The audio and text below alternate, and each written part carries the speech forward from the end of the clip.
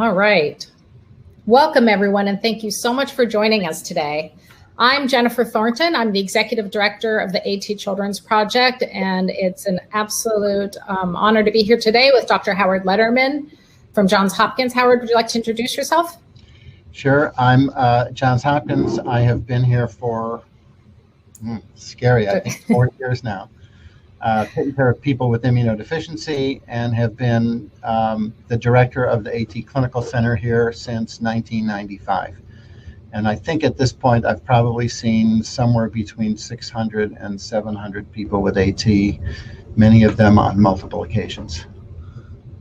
Right. It's probably about at least 1,500 patient visits at this point.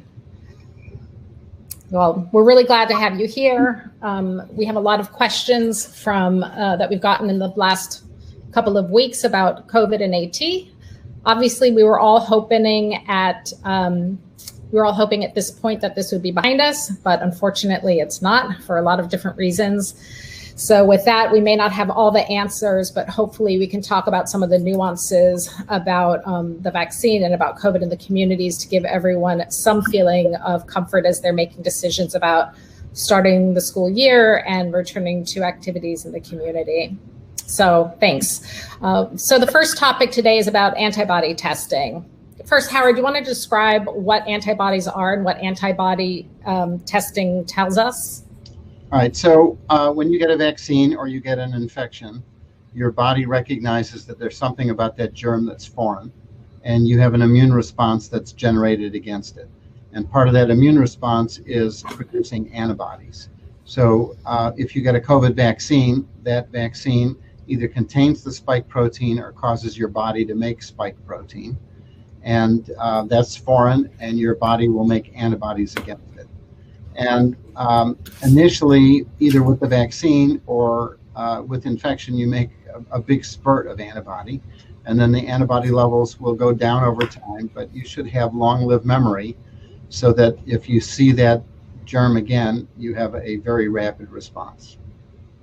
So the idea of a vaccine is that you give not an infection, but you give a killed piece of a virus. Your immune system responds to it. You have some antibody around, which will give you some protection the next time you see the virus. But more importantly, you've primed your immune system so that if you see that virus, a live virus, you get a very rapid response. Does everyone with AT make antibodies after they get the vaccine? Well, so the first thing to say is not everybody with AT makes antibodies to vaccines in general.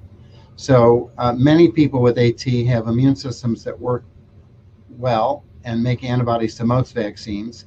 And in those people, I would expect that they'd have the same kind of a response to the COVID vaccine as to every other vaccine. Okay.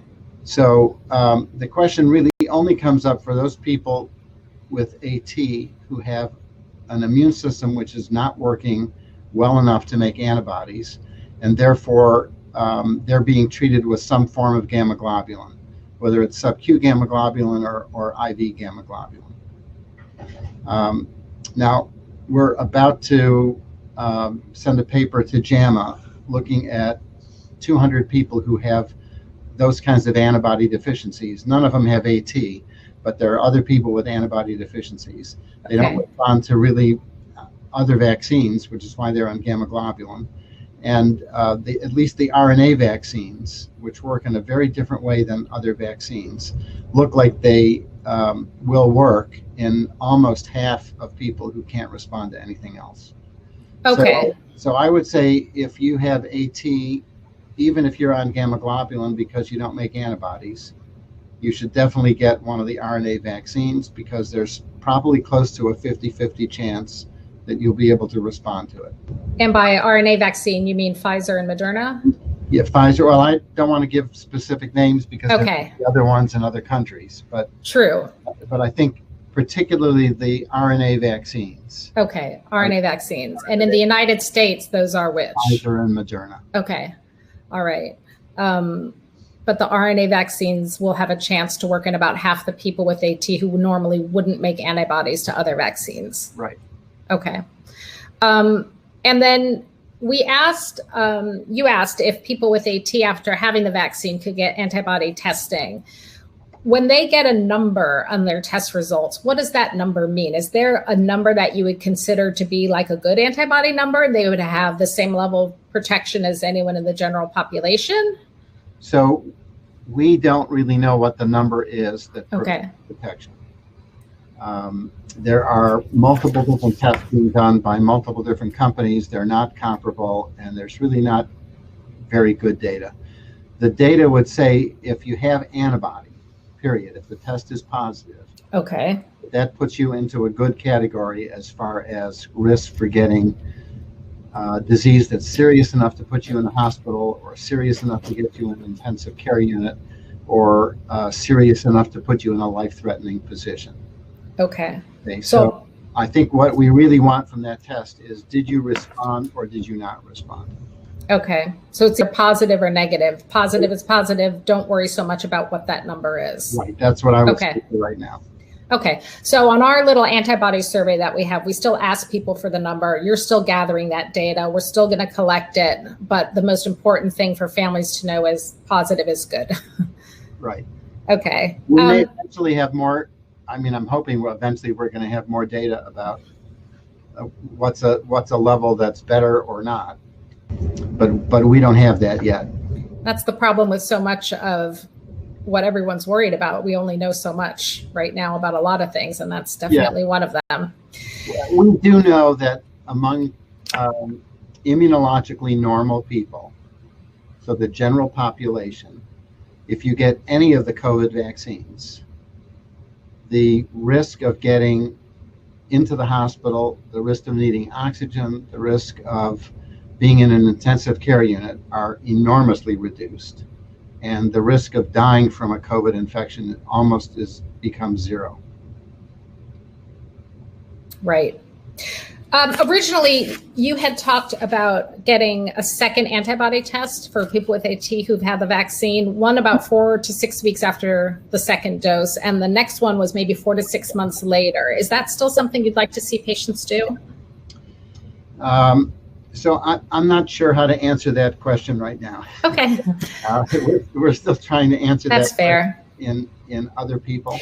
So here's one question then. If someone got a negative test after their first antibody test, do they need a second one? I mean, you would presume it would still be negative, or do you? If they had a negative test after if the first antibody test was negative after immunization, it's not going to suddenly turn positive. Okay, so that group of people, which is about half of our group, I think, if you had a negative antibody test, no need to go get another antibody test. But if you had a positive one, would you like to see the data 4 to 6 months later? Would that be helpful for you? I think it might be helpful looking backwards to get the data, but I can't say that I'm going to give a specific recommendation to an individual patient right now. Right. Based on the data. Okay. So for the sake of research and knowing whether or not people with AT who responded to the vaccine, whether response. That would be useful information for us. Okay. But useful information, but you're not going to be able to comment for we're not going to know necessarily what it's going to mean for you, but it would be good to know as a whole if patients who first responded to the vaccine are continuing to have a response. Right. Okay. All right.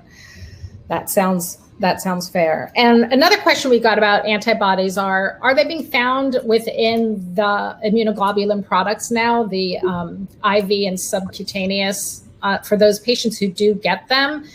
Do they think that COVID antibodies are in there now? And if so, would that be from vaccine or from patients who had active infections? So there definitely is not antibody yet. Okay. All right. So the antibody that gets into gamma globulin reflects the pool of people that are donating plasma. And then there's also a 6 to 8 month time lag between when the plasma is collected and when it actually ends up in a product in a bottle that could be in somebody's house. So there's no vaccinated donors having products that are being distributed right now? The companies are sure that there's going to be antibody in the gamma globulin, they say by the end of 2021. Okay. Now they can know that with surety because they test their donors. Okay. So if they know for sure there's going to be some antibody by the end of the year, it means that there were some people 6 months ago in the pool that either were infected or immunized that were donors. Now, saying that there's an antibody there is different than saying that there's enough there to be equivalent to a vaccine. Right. So we know there's lots of antibody to tetanus, as an example, because virtually everybody that's a donor for gamma globulin has had multiple tetanus shots and they have lots of tetanus antibody. Okay, we know that everybody in the donor pool essentially has either had chickenpox or been immunized against chickenpox, and there's lots of antibody to chickenpox. Okay, to say that there's COVID antibody in the gamma globulin or to say that there's enough to actually provide protection are a little bit different. So we're not going to know that until we start getting those units and we start using those units, and then we start testing people to see, do they have antibody that's detectable? Right. So I'm optimistic that there will be some antibody in the pool by the end of the year or the beginning of 2022. But it would not surprise me at all if it's at least another 6 months until there's enough antibody in that pool that's going to make me feel comfortable that we're really protecting people. So for right now, if you're eligible for the vaccine, thinking that you're on IG products doesn't protect you. You need to get vaccinated. Right. Okay. And I would not assume that a IgG product is going to provide protection. Right. In the same way a vaccine does. At least another 6 months, at least. Right. So that brings us to the vaccine. There's some news now, it's actually on the news last night, that people who have compromised immune systems might become eligible in the next couple of days for booster shots, for a third shot. Are you recommending boosters for people with AT, or do you think they'll be in that initial group for boosters? What do you think? So I don't know. There's been a lot of talk about boosters. Okay. Nobody really knows what's happening with it. What I know is that there's one clinical trial that's open. We are probably going to soon be participating in another clinical trial looking at booster vaccines for people who didn't respond the first time around. Okay, so there is one trial that's already started in transplant patients. So they've gotten a solid organ transplant and they're on medicines to keep them from preventing the graft, and those medicines interfere with the way vaccines work. That trial is active. It just started. There's a second trial that is in the planning stage that's going to be looking at people that either have or had cancer that has interfered with their immune system, or people who have underlying immunodeficiency diseases. And AT could fit into that category, and got vaccine and then did not respond. Okay, that's in the planning stage and it's not yet ready to go anywhere. I'm going to be really surprised if the FDA makes a recommendation with no data right now. There's been lots of talk about this stuff, but it's all been talk. And we have on occasion decided we wanted to send a patient to get a booster dose to see what it would do. Months ago, we could do that. They could just go, everybody was happy to give as many doses. They didn't care. You went in, you showed up, you gave them an arm, and they gave you a dose. At least in the state of Maryland, they look it up. They can tell immediately that you've had vaccine and you will not get another dose, period. Wow. So okay. It's not as easy as just showing up and trying to get a booster. I don't know about different states. Right. I also don't know if you're a resident of Maryland and you travel to Florida, if they'll know whether you've had vaccine. I don't think they're going to know in Florida. Yeah, well, I don't think you should go to Florida to get a vaccine because you're going to run into too much virus. Yeah, that's true. But I guess the point is, if you can get one, are you suggesting that people with AT get a booster, or are you suggesting to wait and see for recommendation from you about that? What do you? I'm not ready to make a recommendation right now. Okay. And the reason for that is that I know that both Pfizer and Moderna are working on a booster vaccine that is designed to provide more protection against the Delta variant. Okay. So you'd rather see people wait for that? Yeah, I'm not sure that I want to have people get a third dose of the same vaccine that they've had and then either become ineligible or maybe end up with some kind of a complication because they get now a fourth vaccine or a fifth. Okay. That hasn't been tested, and there's, yeah. So I'm not yet ready to make a kind of a blanket recommendation. The That's other fair. thing I'd say is that we have had maybe we've had half a dozen or maybe 10 patients, not with AT, but with other immunodeficiencies, where we've decided to get a booster. And in general, I'd say that the people that don't respond the first time around are not responding to the booster. So it may not be as useful as we would hope. Okay. Right. Okay. Well, keep us posted about it. Yeah, I think if that changes, I'll let you know. But right that would now, be great. We'll get the word out to everyone as soon as a recommendation for that changes, for sure. And there's no data yet that says that the people that already had 2 doses of an RNA vaccine or 1 dose of Johnson & Johnson are running out of gas and need to have a booster. Okay. Okay. Again, the data are that people that have had those vaccines can get infected with the Delta variant. And that may have nothing to do with waning immunity. It may have to do that the Delta variant is not exactly the same as the original vaccine strain. But those people are not getting in the hospital. They're not getting really sick, and they're not dying. So the vaccine is really doing what we want it to do. We had a question from someone whose child is 11, soon to be 12, but this brought up an important point for other parents with some younger kids too. If they're close to 12, is there any way to have some kind of waiver or letter or anything from, no, just no. Not going to happen. We were hoping that maybe there would be some kind of waiver or something where you could say this child's immunocompromised. Is there a way for them to get the vaccine? No. There's no such thing right now. Okay. I saw one report saying that it was going to be the end of this year, that it could get approved in 5 to 12. But have you heard anything else? Do you have any inside information about when it might get approved for kids? So I do have inside information, actually. Anything you can share? Yeah, well, so the inside information is that I think the FDA is concerned about the number of young children that have been enrolled in the trial so far. Too few? Too few. So the vaccine manufacturers went to the FDA and there was an agreement about exactly how many kids they needed to have in the trial. And then what happened is there were these very unusual cases of myocarditis or heart inflammation that has occurred in about 1 in a million vaccine recipients, but tends to occur in younger people rather than older people. And I think because of the myocarditis concern and because of the general way that COVID-19 acts in little kids, which is that it's not as serious it is in 65 or 80-year-olds, that the FDA then kind of reversed their stance and decided that they want more data.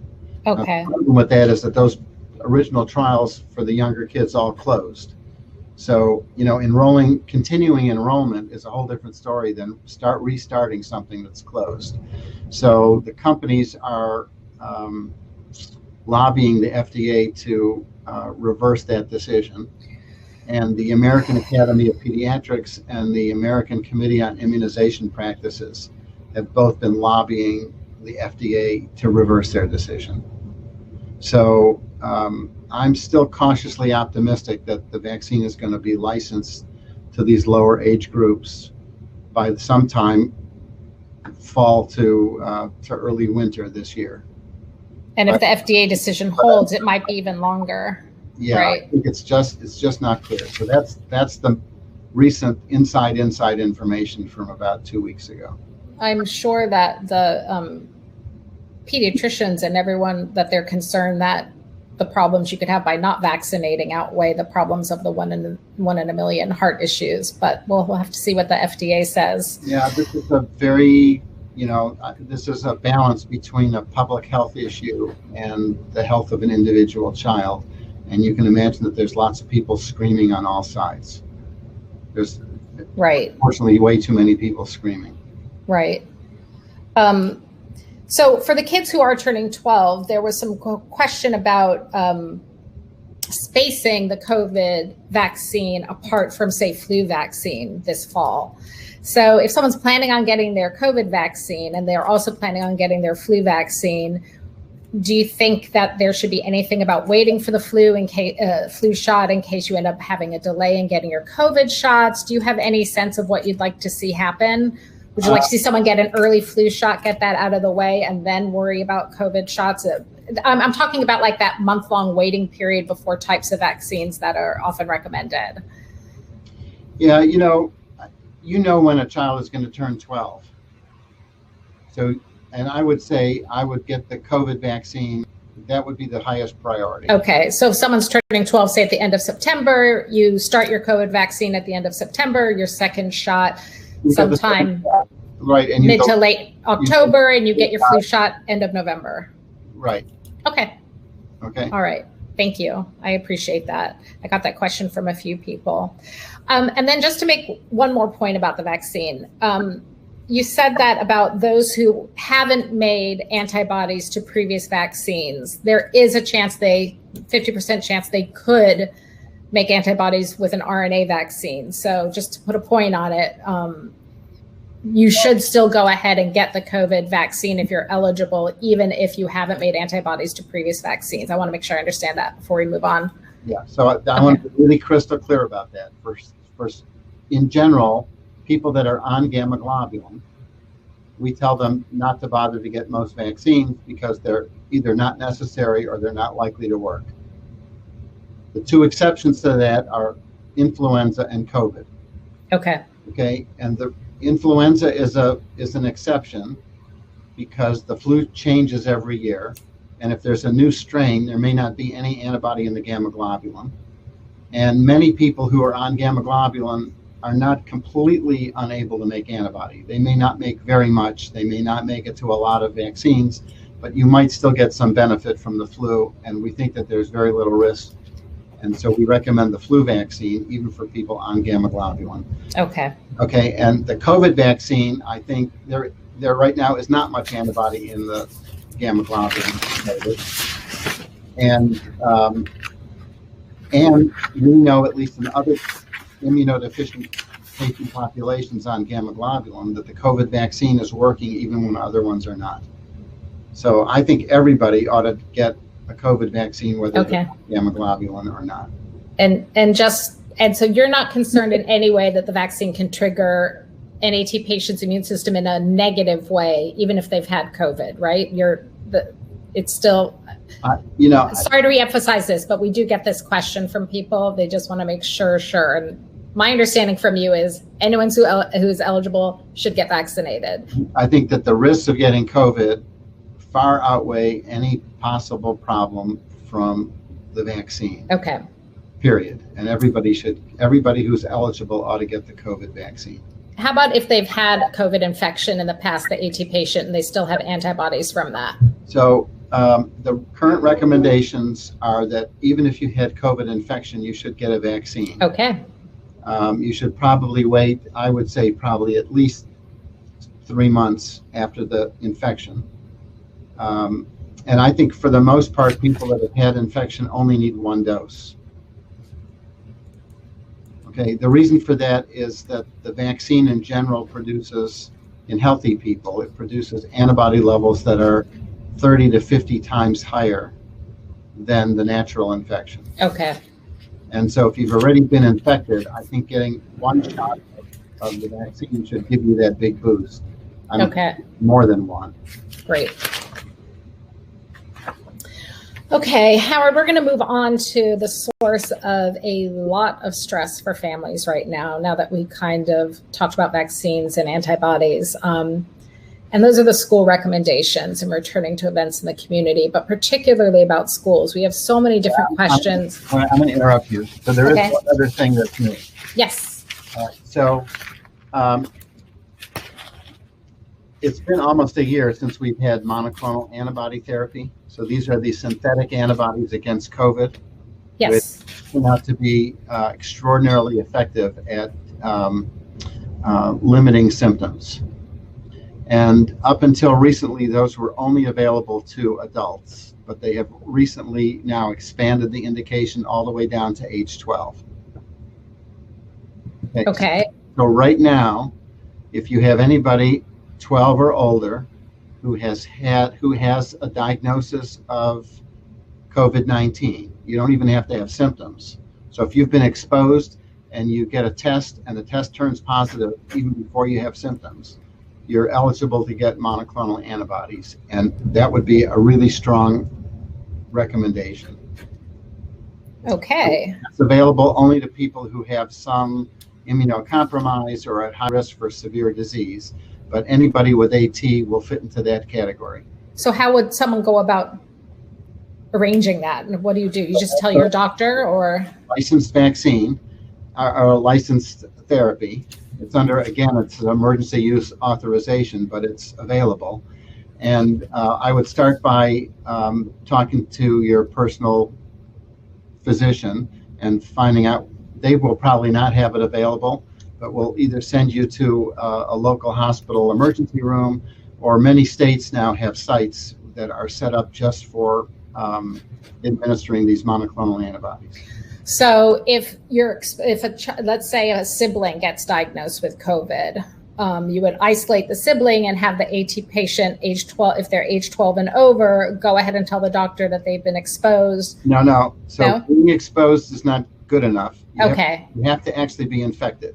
Okay. Right. So if you're exposed, then you may already have been infected. You ought to have a nasal swab to find out if you're infected. Okay, so you wait for your positive test. If you have a positive test. I would probably get another test in 3-4 days, or certainly if the minute anybody had any symptoms. Okay. But as soon as that turns positive, even if there's no symptoms, you're eligible. It's not eligible right now without symptoms. Okay. All right. Now there is another trial that's about to start. That may be a little bit longer off, but there is a trial using these monoclonal antibodies as prophylaxis for people who can't make antibody. I don't know the details yet about whether that's going to include children. It's going to go down to 12, or it's going to be limited to people 18 and over. But even 18 and older will potentially include some AT patients. So there will probably soon be a clinical trial where people will be randomized either to get a monoclonal antibody or a placebo. So in other words, something that looks like but doesn't have any drug in it. But 50% of the people in that trial will be getting antibodies to try to prevent infection. Okay. All right. So that's another thing. And everything is a moving target. I know. Since the beginning. We've had so many updates, though, in the past few months, even, so I think it's good to stay in touch about everything that's happening. Yeah. So I appreciate that. I appreciate the updates. I didn't want to forget about the monoclonal. No, thank you. No, I think that's great information for everyone to know out there. So on to school. I know we're not going to be able to answer everyone's questions. However, particularly, let's talk first about the kids under 12 who are not vaccinated, about going back to school. We know that in some districts, and we've got everything from a couple of districts today announcing that they're going to virtual, to some saying absolutely no masks required whatsoever. Some parents don't have a virtual option at all, or an at-home option, and they're very concerned about sending their kids to school if everyone's not going to be in masks right now. It might be an impossible question to answer, and it might depend on infection rates in the community and other things. But what are you telling people right now about this? All right. So this is also a really difficult one. I know. General advice to, because it depends on lots of things that I can't predict. So number one, I would say that from the information we have worldwide, I don't think there's any more than 15, maybe 20 people with AT any place on the planet that have gotten COVID. And of the 15 or 20 that we know about that have had COVID, there were a couple that have had some persistent cough for a while. Nobody with significant respiratory disease. And I'm still only aware of one person who was admitted to the hospital with AT and COVID. And that's an 8-year-old who had COVID and then developed some kind of a neurologic complication. So it's somebody who kind of suddenly had what almost looked and acted like a stroke with difficulty swallowing. And we still don't understand what happened to that child.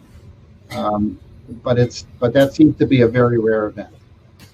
So the first general comment I would make is that an otherwise healthy child with AT who is under the age of 12, who doesn't have lung disease, and who does not have immunodeficiency is probably not at high risk to have any bad complication from COVID. Do you still feel the same way about the Delta variant? I know that most of those kids that you're referencing who were diagnosed was before that was as rampant. I still feel that way for the majority of kids. Now, again, I can't give a guarantee. Right, of course. But I think otherwise healthy kids, so I'm saying no asthma, no lung disease, no immunodeficiency under the age of 12, okay, are still at very low risk to have a problem with COVID. So send them to school in masks. Let me finish. All right. The second thing I can say from the experience we've had with our own patients is I believe that a lot of them have really had an extraordinarily difficult time with distance learning. Okay. I think it's been a hard time for lots of people with distance learning, and it's particularly hard in that same age group under the age of about 12. I think the high school kids can do fine with it, but the little kids, and especially a younger child that needs some help and is in a resource room or has some a one-on-one aid, is at a big disadvantage sitting at home in front of a computer, particularly if you have a parent who is trying to work and take care of that child's needs at school, and maybe he's got one or two other kids around. So I think there's a loss of socialization. There's really been, I think, close to a whole year lost of schooling. So there's a lot of things that have to be weighed here. Right? I would not recommend sending an AT child to school in a community where there is right now raging COVID. Okay, so I'm looking at Jennifer, and I'm going to say there's parts of southern Florida that are really just hotbeds of COVID right now. That's where I am, for those of you who don't know. That's but if there's a community where there is a lot of transmission, and there is at the same time a school system that is not requiring masks, okay, then I would probably say that's a big risk over and above what I would say to be acceptable. Are you saying that for children with and without immunodeficiency? Well, yeah, I would probably say for almost anybody in that setting. Okay, so anyone with AT, if there's raging COVID in your community, I would be just nervous. Right. Okay. And that's if there's no mask mandate. Right. Okay. Now, if you happen to be in Maine, where there's very little COVID right now, okay, I have a whole different feeling. And what's in Maine right now may not be the same as what's been in Maine in 3 weeks or 3 months. Right. So I think you really have to take into account what's happening in the community. And the two most important things are whether there's masking and what's the rate of transmission.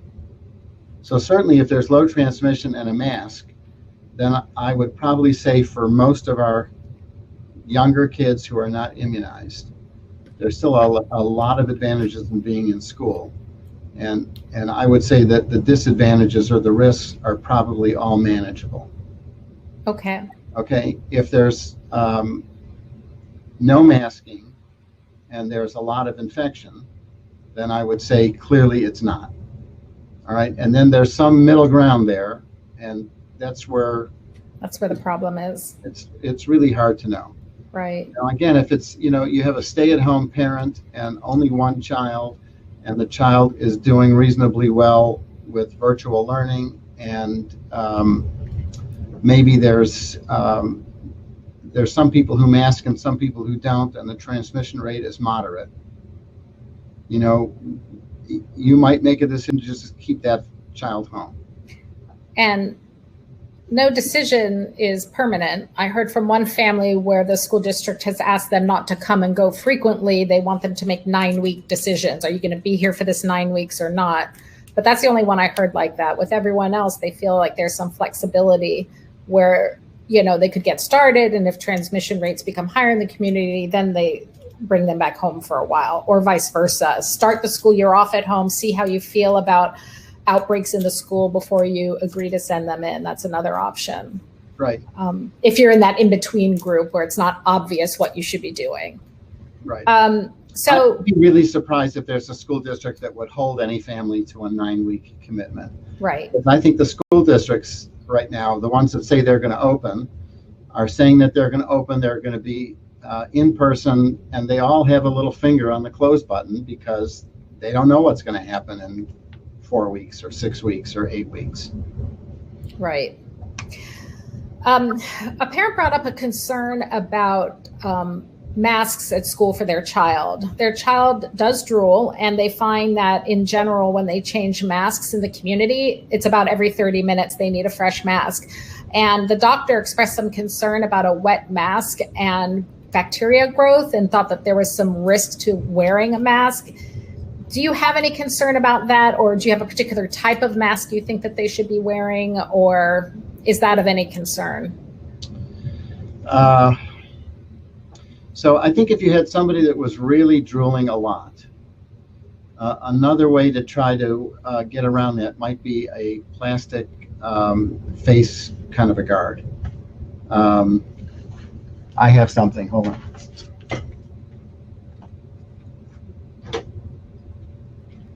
Now, you'd have to ask the school system whether they're comfortable with this, but as an example, you can get something like this. It's not going to be the same as a mask. Okay, so the masks have two purposes. One purpose of the mask is to prevent people who might be infected from transmitting to others. The other one is to block you from inhaling things from somebody else. I'm not sure that the blocking of inhalation is all that effective for most masks. I mean, unless you have an N95 mask, none of the other masks are really so good for that. And mostly what they do is prevent transmission. Okay, and so some school systems may be willing to allow some kind of a face mask, like a plastic face mask, to be used instead. And this doesn't fit right over your mouth, so I think that might be an alternative. And then they could use like a wrist sweatband to catch drool as usual when you're not wearing a mask, right? Okay. Now, especially you're talking about somebody with AT who is not going to be very mobile. So they're already going to be. It's easy to enforce distancing around somebody who's not running around. So that's a possibility. Again, you have to talk to the school system. I think most of our kids probably don't drool that much that they need to change their mask every 30 minutes, but I can imagine that there's some that do. There are, yeah. This might be unanswerable, but what do you think about parents returning to the office and siblings going to school? If you live in an area where there's a higher transmission rate and no mask mandate, and let's say the person with AT is staying at home, what do you feel about unvaccinated siblings going to school? Well, again, this is going to depend on transmission rate. Okay. It depends on having the older siblings immunized. Okay, so I think if the older siblings are immunized and the school system is maybe not requiring masks, but they're enforcing social distancing, then I would probably just say the sibling ought to go to school wearing a mask, even if other people are not. And I don't think that that's probably an unacceptable risk. I guarantee that's going to be safe. No, I can't. Right. I can tell you that there are healthcare providers all over the country that have been going to work, and not just going to work where there might be a risk, but going to work where they actually are seeing people with COVID. And there are very, very few instances of those people bringing it home. Okay, so I think if you're going into an office, let's say, depends again on what your situation is in the office. If you work in a building and you have your own office, you have your own space and it's got a door that closes, then your real risk coming to work is that you go through the lobby, that you touch elevator buttons and doorknobs and things like that. And once you're in your office with the door closed, you're probably pretty protected. So what you need is a bottle of Purell on your desk, and you walk in assuming that one or both of your hands is going to be contaminated. And when you get to your office, you Purell. If you're going to a common area to get a cup of coffee or to put your lunch into the refrigerator, again, you wear a mask and you protect yourself by using Purell. I think walking in and out of a lunchroom area like that's not a big problem. Sitting and having lunch in a big lunchroom, or sitting and having lunch at a table with 3 or 4 other people unmasked, that creates a little bit of a risk. So you could work in an office, but maybe you choose to take your lunch and eat outside, or you decide to eat lunch at your desk. Okay, going to the bathroom, not a problem. Your risk really is that you're going to touch something that's got virus on it. You're then going to pick up a piece of food, or rub your eye, or pick your teeth or something like that. And those are all manageable risks by just keeping your hands away from your face, wearing a mask, and using Purell. Great. And how about socializing? Families socializing with other families, or kids with AT socializing with friends, or siblings socializing with their friends. Sometimes there's a lot of pressure to let the siblings start to go, but I'm talking amongst the unvaccinated, but also I guess we could talk about those who are vaccinated too. Right now with the Delta variant, is there a reason why we should be less vigilant than last year?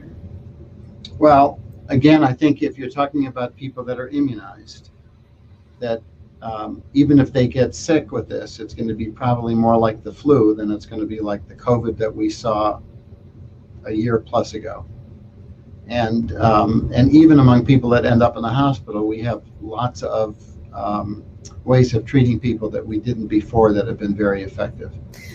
But they can still, so if the parents are immunized, but all the children, AT and siblings, are not immunized because they're too young, mm-hmm. What's the recommendations for staying socially distant? Because while the parents won't get severely ill, they could still transmit virus, right? Yeah. So, there's a fine line between living your life wrapped in cellophane, and which many people would consider not living, and being reckless. So I believe that if we'll take the easiest part. Let's say the adults in a family like that want to get together with another couple, and all 4 of those adults are immunized, and all 4 of those adults are healthy, and all 4 of those adults are people that are careful about what they're doing and how they're acting, then I don't have a problem with those 2 adults coming over, or the 4 adults getting together. I think that's probably a low risk situation. Okay. Certainly, if anybody in that group, whatever that group is, has got any kind of respiratory symptoms or is ill in any way, that's a definite stop sign no. And I think people that are unimmunized, are a risk. So, ideally what you'd want to do is to limit interactions to people that are acting in a safe way and at least as much as possible are immunized. Okay. All right. We do have a question about when we talk about the communities, talk about raging infections. Is there a particular rate in the community that people could look at on the news? Because right now, when you see the map, it's almost all red. So I guess, is there anything that we can look at in a community that would distinguish what would make it a problem compared to other areas of the country?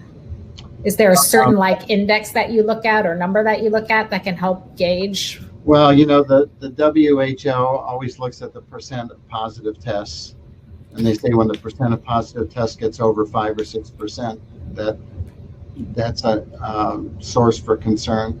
Okay. I'm a little leery about that because that percent is just what are the percent of people that have symptoms that show up. So it's I'm not sure how helpful that is. I think when you look at the CDC map, they have different color reds. Oh, okay. Okay. So there's a whole bunch of colors, and when you can pick the map, and you can look state by state, county by county, and get an idea of what's going on. And what would is there a number? We could get back to people about it too, but I was just wondering, is that? Let me look at the site and let okay. me know what they say or how they have it split up on that. Because site. I know you can't say for sure, and we can't guarantee anyone 100% on anything of this. It's just your very best guess to manage all the different risks and expectations and everything else. But I think people are looking for something that is either the positive test rate over a certain percentage or something along those lines to give them an idea as to whether or not, for example, it might be safe to start sending them to school, and then in a month it starts getting higher and a certain percentage of whatever hits a certain number, they might consider pulling them out. I think it might be helpful instead of just... All right. Well, rather than pulling a number out of the hat, I'm going to... Right. Thank you. I want to look at the CDC site. Okay. Okay, because that's a site that'll be continually monitored and up to date. And let me just see the way they classify it on that site. That would be great. Thank you. Thank you. So just to go touch over treatments again, I know you talked about the monoclonal antibodies, which is really great news. Are there other particular treatment recommendations for people with AT who do get diagnosed with COVID that you would say are new or different or anything else that people should be aware of? Well, I just say that there's a number of drugs that are available that are helpful. So if you have a child who's really got significant symptoms, then remdesivir is now available for kids at all ages. Okay, and remdesivir has been helpful. Okay.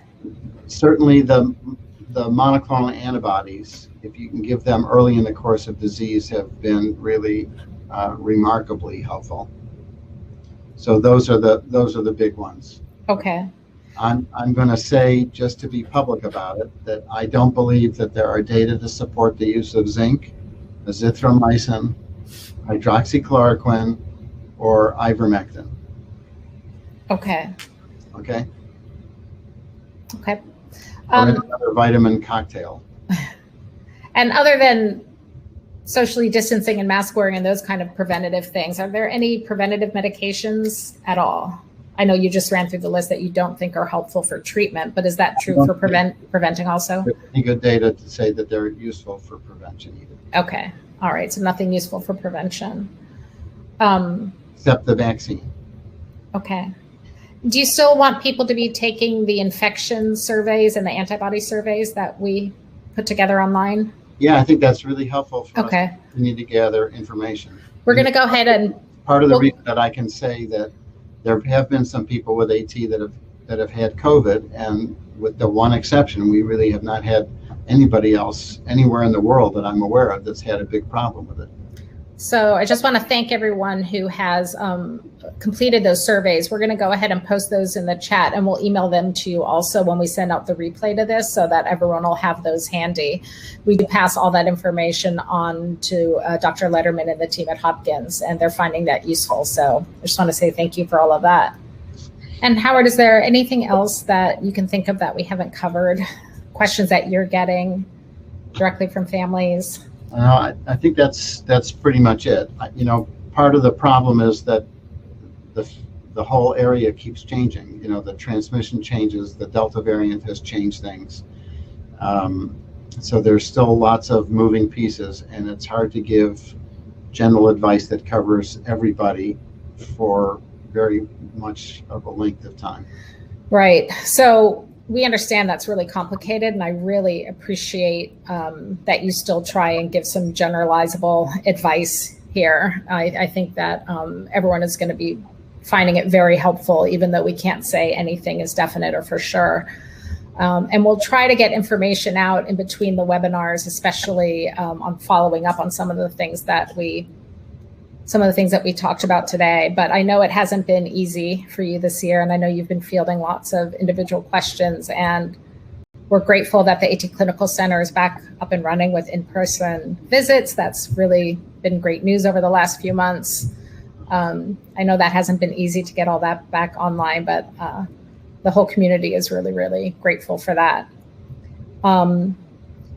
As always, we want to thank all of our grassroots fundraisers out there who raise money for the AT Children's Project, and we fund the AT Clinical Center at Johns Hopkins with some of those funds, and you all do a really tremendous job, particularly during this crazy year, continuing to work really hard for that, and all this wouldn't be happening without all of your incredible support. So I just want to say thank you for that. Any last thoughts, Howard? Well, I'll just say that if things change, that we'll get information out. Okay. The timing of this was actually perfect because of the monoclonal antibody criteria being changed. I think everything is a little bit fluid because of new variants, and I'm sure Delta's not going to be the last of those either. And at least in the United States, we have, some communities that are taking stances that may make it a little bit more or less easy for families. Okay. So everyone, we will be in touch. We'll be around, and thank you for joining us today. And thank you, Howard, for your time. I really appreciate it. Well, thank you, Jennifer, for getting everything arranged, and we'll do it again. All right. It's good to see you. Okay. Take care. All right. Bye. Bye.